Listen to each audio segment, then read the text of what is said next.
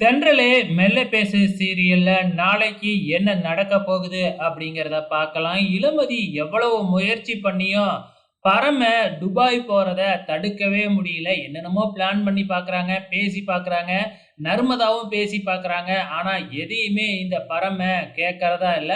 கண்மூடித்தனமா பார்த்தீங்கன்னா, கலாவ நம்பி நம்ம பரம இப்படி ஒரு முடிவ எடுத்திருக்கிறாப்ல.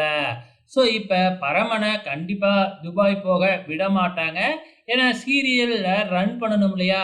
பரமன துபாய் அனுப்பி வச்சுட்டு என்ன செய்ய போறாங்க?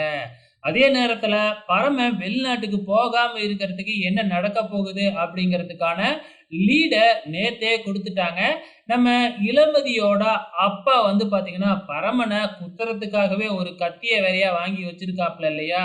அதுக்கு ஏத்த மாதிரி நம்ம இளமதி 5 நிமிஷம் தனியா பேசணும் அப்படின்னு பரமன கூப்பிடுறாங்க இல்லையா?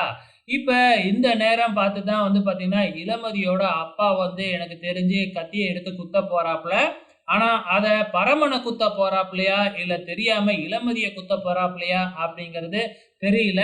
கண்டிப்பா நம்ம இளமதியோட அப்பா நாளைக்கு ஏதோ ஒரு சம்பவம் பண்ண போறாப்ல. பொறுத்திருந்து பார்க்கலாம்.